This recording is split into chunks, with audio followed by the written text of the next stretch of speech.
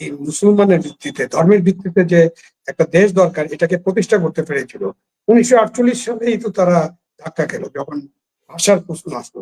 1952 সালে ভাষা আন্দোলনে ধাক্কা খেলো। 54 সাল, মাত্র 6 বছর পরে মুসলিম লীগ ইলেকশনে কমপ্লিটলি বিতাড়িত হয়ে গেল। যে অভ্যুত্থান বলেন, কেউ কেউ এটাকে বিপ্লব বলেন, বা আপনাদের ছাত্র জনতার গণ অভ্যুত্থান, এই যে এত রক্ত এবং এত বড় একটা আন্দোলনের সফলতা, আমাদের স্বপ্ন সেটা কিন্তু ম্লান হয়ে যাবে, সেটা হারিয়ে যেতে পারে। হয় আগুন লাগানো হয়, তখন সরকার দেশে আছে কিনা এটা নিয়ে কিন্তু নাগরিকরা প্রশ্ন তুলেছেন। নাগরিকরা মনে করেছেন যে এটা সরকারের সামনে কিভাবে ঘটে। তারপরে সবকিছু শেষ হয়ে যাওয়ার পরে, মানে এইসব শেষ হওয়ার পরেও যখন আপনি বলেন যে না, আর কিছু করতে পারবো না, তখন আরো ঘটনা ঘটে। হ্যাঁ, মব থামানোর ব্যাপারে, মানে মবক্রেসি যে দেশে একটা চলছে, এ ব্যাপারে তো কোনো সন্দেহ নাই। এখন এই মবক্রেসি থেকে তো দেশকে উদ্ধার করতে হবে। এই চ্যালেঞ্জটা অন্তর্বর্তীকালীন সরকারকে গ্রহণ করতে হবে, এবং তারা একটা দেশের শান্তি পরিবেশ নিয়ে আসবেন। তো এখন মব যারা করছেন, যারা অস্ত্র লুটে নিয়ে গেছেন, যাদের কাছে অস্ত্র আছে, যারা কোনো অপরাধের সাথে যুক্ত হবেন, সেটার তো দল মত নির্বিশেষে করতে হবে। আপনার কাছে কেন মনে হচ্ছে যে এটা শুধু আওয়ামী লীগ খোঁজা হচ্ছে কিনা?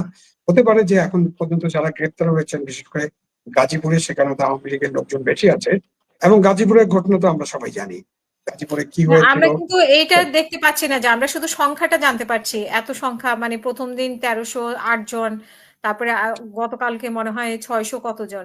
সংখ্যাগুলো জানতে পারছি, আসলে কারা ধরা পড়ছে, যারা মব করছে তারা ধরা পড়ছে নাকি এটা যারা তো আওয়ামী লীগ কন্ট্রোল রুম তাদের থেকে জানাতে হবে। আমরা এখন সংবাদ মাধ্যমগুলো যদি জানতে না পারে, প্রত্যেকটা মানুষের তো একটা পরিচয় আছে, পরিচয় তো বের করার সংবাদপত্রের দায়িত্ব, অথবা যারা এই অপারেশন পরিচালনা করছেন তারাও বলে দিতে পারেন। এবং কার বিরুদ্ধে কি মামলা হচ্ছে, সেইগুলো মামলার যে চিত্র, সেটা যদি আমরা পেয়ে যাই, তাহলে হয়তো আমরা একটা বলতে পারবো। কিন্তু আমরা তো পাচ্ছি না সেটা। আপনি যেমন পাচ্ছেন না, আমিও পাচ্ছি না, সুতরাং ওইখানে তো আমার কমেন্ট করা খুব কঠিন হয়ে যাচ্ছে। এটা পাওয়া দরকার, পাওয়া উচিত।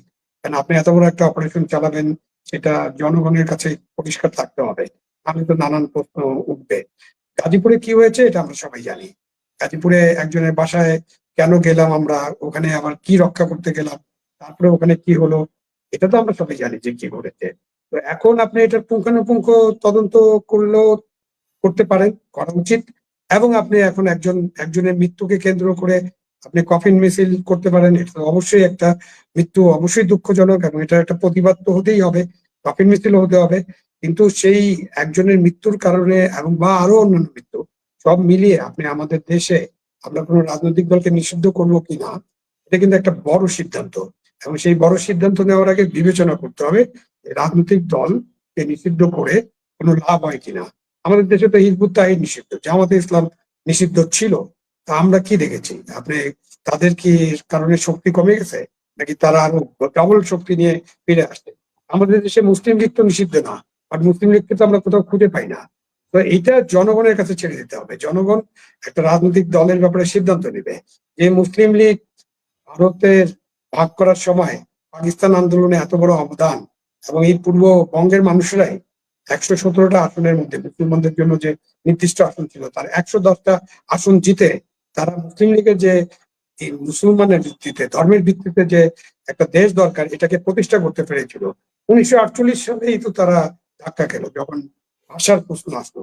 1952 সালে ভাষা আন্দোলনে ধাক্কা খেলো। 54 সাল, মাত্র 6 বছর পরে মুসলিম লীগ ইলেকশনে কমপ্লিটলি বিতাড়িত হয়ে গেল। এখন আপনি তারপরে মুসলিম লীগ তো আমাদের জাতীয়তাবাদী চেতনার সাথে খাপ খাওয়াতে পারলো না, কারণ তাদের মাথার মধ্যে সবসময় পাকিস্তান ছিল, পাকিস্তানের অখণ্ডতা ছিল।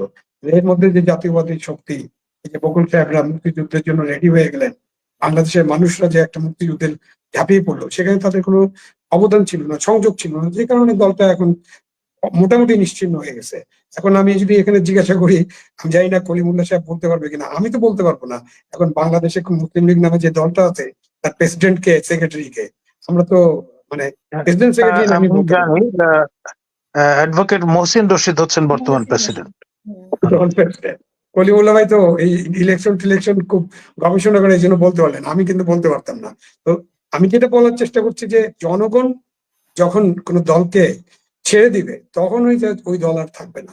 ওই যে নিষিদ্ধের রাজনীতি বা নির্মূলের রাজনীতি, বিএনপি কে আওয়ামী লীগ সরকার কম যন্ত্রণা দিয়েছে, কম মামলা মোকদ্দমা, কম নির্যাতন, কম গুম খুন, সবকিছু করার পরে বিএনপি কি দলটা কি নিশ্চিহ্ন হয়ে গেছে? নিশ্চিহ্ন হয় না।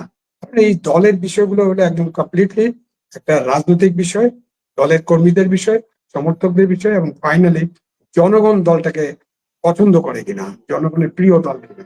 তো সেইভাবে যদি আপনি ছেড়ে দেন, একদিন দেখবেন যে Awami League will get there result. তারা যে কাজ করেছে তার জন্য নিশ্চয়ই জনগণের দরবারে তাদের একটা বিচার হবে, এবং অন্যান্য বিচার তো হবে। আপনি ক্রিমিনাল অ্যাক্টিভিটিস করে থাকলে ক্রিমিনাল বিচার হবে, আপনি টাকা পাচার করলে টাকা পাচারের বিচার হবে, দুর্নীতি করে থাকলে দুর্নীতির বিচার হবে, খুন করে থাকলে খুনের বিচার হবে। তো আপনি তো বিচারের সাপোর্ট করবেনই। সুতরাং আপনি নিষিদ্ধ করার ব্যাপারটা আমি ব্যক্তিগতভাবে নাগরিক হিসেবে মনে করি ওইটা বেশি ফলদায়ক না, বিচার করাটা ফলদায়ক। এবং বিচারটা করতে হবে নির্মোহভাবে, নিরপেক্ষভাবে, এবং ন্যায় বিচার করতে হবে। সকলেই ন্যায় বিচার পাওয়ার অধিকার রাখেন। একজন খুনি, যাকে আমরা খুনি বলি, একজন অন্য অপরাধী, কিন্তু তাকে যখন যে আমরা অপরাধী বলি, ব্যাপারে তো কোনো বিধিনিষেধ নাই। আমাদের কনস্টিটিউশন বা আমরা এখন যে গণতান্ত্রিক পলিটিতে আসছি, সেখানে আপনি অনেক কিছুই দাবি করতে পারেন, আবার অনেক কিছুই বলতে পারেন না। মানে মানে সব তো আছে। বাংলাদেশের মিডিয়া সব রিপোর্ট করতে পারছে কিনা সেটা নিয়ে যখন আলোচনা হয়, তখন সম্পাদকদের বলতে শুনলাম যে তারা সবকিছু এখন রিপোর্ট করতে পারছেন না।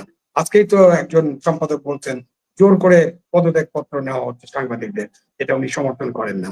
তো এরকম অনেক বিষয় আছে। যখন আওয়ামী লীগ নিষিদ্ধ করার দাবি এসেছিল, যখন শাহাবুদ্দিন সাহেবের পদত্যাগ করার দাবি এসেছিল, তখন একটি বৃহৎ রাজনৈতিক দল, বাংলাদেশের সর্ববৃহৎ রাজনৈতিক দল বিএনপি কিন্তু এই দাবিটাকে সমর্থন করেনি। যে বিপ্লবের ইশতেহার যখন ঘটনার কথা বলেছিল গত 31শে জানুয়ারি, 31শে ডিসেম্বর, তখন আপনি এটা তো সমর্থন করেনি। সুতরাং এখানে তো আমাদের একটা মিনিমাম ঐক্যমত্যতে পৌঁছতে হবে।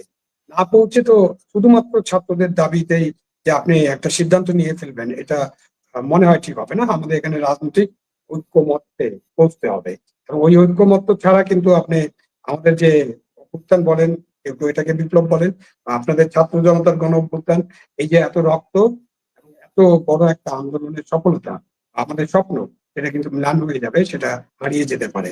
এবং পৃথিবীর অনেক দেশে এরকম বিপ্লব বা গণ অভ্যুত্থানের পরে পৃথিবীর অনেক দেশে কিন্তু আরব বসন্তের পর কয়টা দেশে আপনি গণতন্ত্র ফিরে এসছে আপনি দেখেন। এখন শুধুমাত্র তিউনিসিয়া একটা দুর্বল গণতন্ত্র আছে, তারপরেও কিন্তু তিউনিসিয়াতে বেশ 6-7 মাস আমাদের শ্রমিকরা, লেফট পার্টিরা, অন্যান্য সংগঠন সবাই মিলে অনেক স্ট্রাগল করার পরে ওখানে একটা গণতান্ত্রিক পলিটি আমরা শুরু করতে পেরেছি।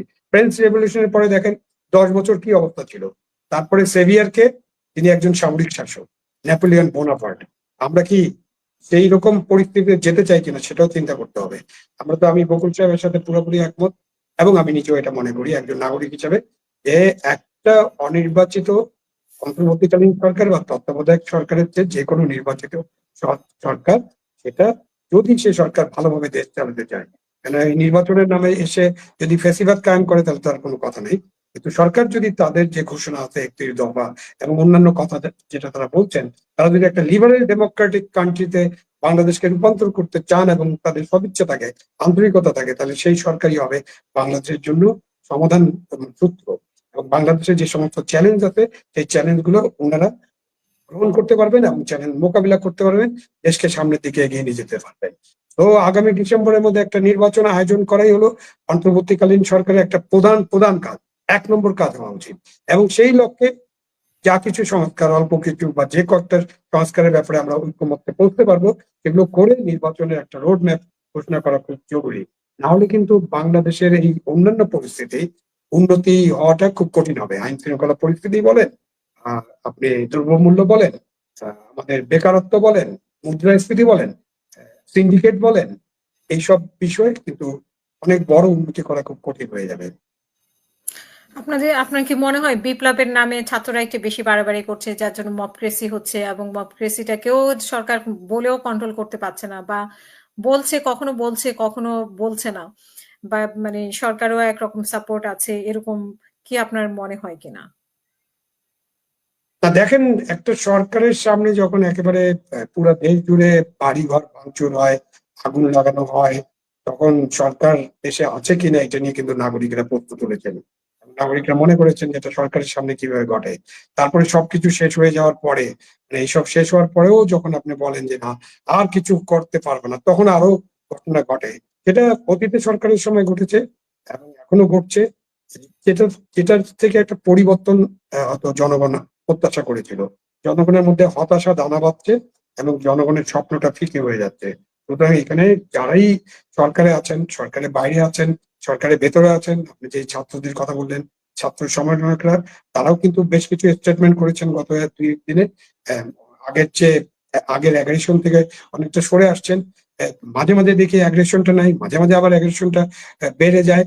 তো এইসব বিষয়ে মনে হয় তাদের সাথে খোলামেলা আলাপ আলোচনা করা এবং সরকারের সাথে তাদের যে সম্পর্ক, যাদের মাধ্যমে তারা সরকারের ভিতরে আছেন, বাইরে আছেন, সেখানে মনে হয় অনেক কিছু কাজ করার আছে। এখানে তো আমাদের মানে আমার মতো একজন সাধারণ নাগরিক বা কলিমুল্লাহ সাহেব, আমাদের নেতা যিনি আছেন বিএনপির নেতা সর্দার সাহেব, তার কিন্তু কিছু করার নেই।